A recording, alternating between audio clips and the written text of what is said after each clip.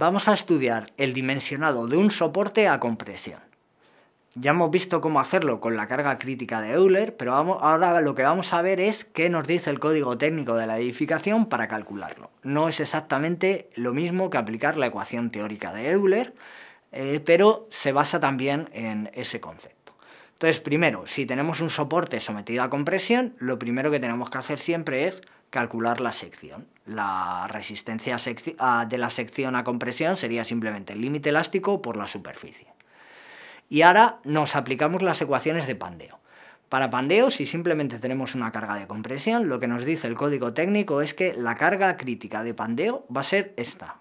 X, que es el coeficiente de Pandeo, por la superficie y por el límite elástico. Es decir, es la resistencia de la sección pero multiplicada por este coeficiente de Pandeo. Y este coeficiente de reducción por Pandeo, ¿cómo lo vamos a calcular?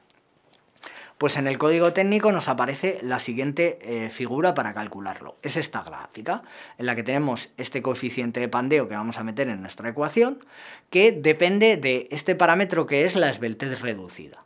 La esbeltez reducida es la raíz cuadrada del área por el límite elástico sin ponderar, aquí no aparece el subíndice D, dividido entre NCR. NCR es la carga crítica de acuerdo con la fórmula de Euler. Es exactamente la misma fórmula de Euler. Es importante que el código técnico nos dice que esta esbeltez reducida no puede valer más de 2 en elementos principales. En los pilares, en los soportes, no puede valer más de 2. Sí que podría valer más de 2, por ejemplo, en cruces de San Andrés. De modo que si la esbeltez reducida nos sale mayor que 2, pues este elemento no se puede utilizar como un elemento principal y podríamos considerar que falla Pandeo. Y además tenemos el momento de inercia y tenemos LK, la longitud equivalente de la pieza. Recordar que si está biapoyada, LK es igual a la longitud de la pieza, y si no, tendríamos que aplicar un coeficiente beta, como hemos hecho antes, que depende de las condiciones de contorno. Además, esta carga crítica normalmente la tendremos que aplicar en los dos ejes, en el eje fuerte y en el eje débil, porque en uno tendremos mayor momento de inercia que en el otro, pero puede pasar, y normalmente pasa, que las condiciones de contorno son diferentes en los dos ejes y por lo tanto hay que calcularlo en ambos ejes. Para cada eje tendríamos su NCR, NCRI y NCRZ y la correspondiente esbeltez reducida, lambda I y lambda Z. Una vez que tenemos eso, tenemos que utilizar una de estas curvas, que como veis aquí aparecen varias curvas, aparecen 5 curvas, A sub 0, A, B, C y D. ¿Cuál de ellas elegimos? Bueno, pues en el código técnico tenemos la tabla 6.2, que en función del tipo de perfil que tenemos, en función del tipo de acero y de si estamos en el eje fuerte o en el eje débil, nos dicen si tenemos que utilizar la curva A, la B, la C, la D o la A sub 0. O sea que es simplemente irnos a esta tabla y seleccionar. Por ejemplo, en el eje débil para un acero S275 y con estas condiciones para el espesor del alma nos tendríamos que ir a una curva tipo C. Si nos vamos a esa curva tipo C y nos sale que la esbeltez reducida vale, por ejemplo, 1,05, pues nos vamos hasta la curva tipo C desde el 1,05 y vemos que el coeficiente de Pandeo que tenemos vale 0,5. Aparte de estas curvas, en el código técnico también tenemos esta tabla, la tabla 6.3. Aquí aparece exactamente la misma información que en las curvas, pero con datos numéricos, que muchas veces para extrapolar es más útil. Por ejemplo, en este caso, si tenemos 1,05 y nos vamos a la curva tipo C, vemos que estamos justo en la mitad entre 0,54 y 0,48, que son los correspondientes para una esbeltez reducida de 1 y de 1,1. Entonces aquí obtendríamos un dato de 0,51 si interpolamos entre estos dos valores. Bueno, pues podemos utilizar la tabla o la curva, lo que os resulte más útil.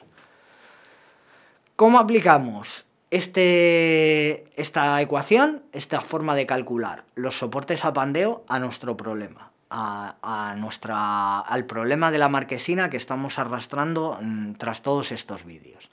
Bueno, pues lo que vamos a hacer ahora es, en lugar de utilizar este perfil como que comprobamos para el dintel que resistía las cargas correctamente, lo que vamos a hacer ahora es, vamos a elegir un perfil de tipo HEB. para nuestro soporte. Entonces vamos a ver cuál de los HB que aparecen en el catálogo es el que nos vale, si va a ser el 100, el 120, el 140, el que sea. Y para ello pues vamos a considerar la condición de carga más crítica que habíamos visto cuando analizamos las cargas, que era considerar que la carga principal de nieve era la superior y que valía 30,57 kN por metro.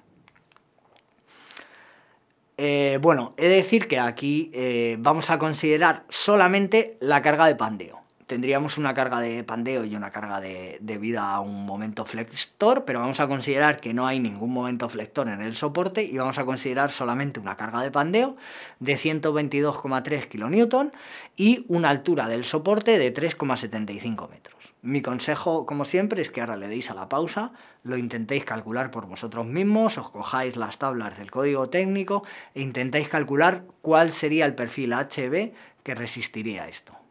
Si es el 100, el 120, etc.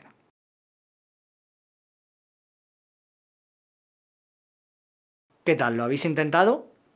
Bueno, si lo habéis intentado, seguro que la explicación de ahora os resulta mucho más provechosa.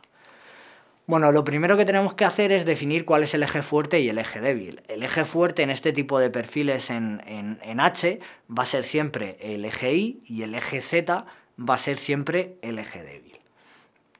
¿Y cuáles son las condiciones de contorno en cada caso? Ya hemos visto en vídeos anteriores que podemos considerar que para el eje fuerte la condición de contorno es que va a estar empotrado abajo, pero va a estar libre arriba, se va a poder desplazar horizontalmente en el plano del pilar y el dintel. Y en cambio, en el plano en el que están las cruces de San Andrés, lo que vamos a considerar es que está empotrado abajo, pero arriba está apoyado, porque no le va a permitir el desplazamiento vertical. Estas cruces de San Andrés que tenemos aquí marcadas van a impedir que en ese plano el punto superior del soporte se desplace horizontalmente. Bueno, normalmente siempre nos hacemos una pregunta y es, vale, tengo un montón de perfiles HB, ¿por cuál empiezo? ¿Por cuál de todos empiezo? Pues vamos a tener dos guías que nos van a servir para utilizar el primero, porque si empezamos por el 100 y resulta que la carga crítica es en el HB 240, pues vamos a tener que hacer un montón de comprobaciones antes de llegar al correcto. Entonces mi consejo es que hagáis dos comprobaciones primero. La primera es la de la sección. Si hacemos la comprobación de la sección, ¿cuál es la carga que hace plastificar la sección? Es decir, el área por el límite elástico ponderado, obtendríamos que para resistir este axil de 122,3 kN necesitaríamos una superficie mínima de 467 milímetros cuadrados. Si nos vamos a la HB100, que es el más pequeño de todos, nos damos cuenta que su superficie es muchísimo mayor, con lo cual en principio el HB100 podría resistir. La siguiente comprobación que os recomiendo que hagáis es utilizar la fórmula de Euler, la carga crítica de pandeo de Euler, y ver qué es lo que ocurre. Yo lo he hecho y también me sale que el momento de inercia mínimo que necesito con la carga crítica de Euler es inferior al momento de inercia mínimo del HEB100. Por lo tanto, voy a comprobar mi ecuación con el HEB100. Los datos que necesito son la superficie, que son 2.600 milímetros cuadrados, el momento de inercia alrededor del eje fuerte y el momento de inercia alrededor del eje débil, y su Y y su Z. Y ahora calculo la esbeltez reducida. Para calcular la esbeltez reducida en el eje Y y en el eje Z, lo que necesito es la carga crítica de Euler, que acordaros de que la longitud crítica es diferente en los dos casos, porque cambian las condiciones de contorno, y el momento de inercia también es diferente. Bueno, pues haciendo esto me salen estos valores de la carga crítica, mucho más en el eje fuerte que en el eje débil, más de 500 kN en el eje débil y en el eje fuerte 165. ¿Por qué en el eje fuerte resiste más? Porque la condición de ¿por qué en el eje fuerte resiste menos cuando es el eje fuerte? Porque las condiciones de contorno son diferentes. Y recordar que este L va elevado al cuadrado, con lo cual las condiciones de contorno son muy importantes. Bueno, aquí tengo un problema y es que la esbeltez reducida en el eje fuerte sale 2,08 y hemos dicho que no podía valer más de 2 en elementos principales, como es el caso de un soporte. Así que el HB100 no me vale. Me tengo que ir al HE120, al HB120.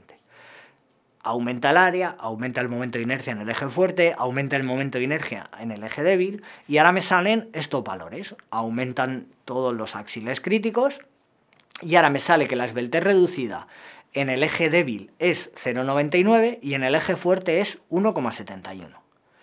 Por lo tanto, calculo ahora mi coeficiente de pandeo.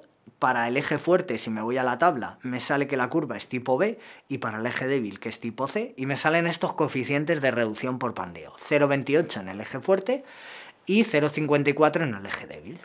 Y por lo tanto, los valores críticos de pandeo, de acuerdo con el código técnico de la edificación, me salen 249 para el eje fuerte y 481 para el eje débil, con lo cual la carga crítica en este caso serían 249, la más pequeña de todos, y es muy superior al 122 que veíamos que era el axil que se estaba aplicando, con lo cual este soporte, el HB120, resistiría perfectamente la carga de pandeo.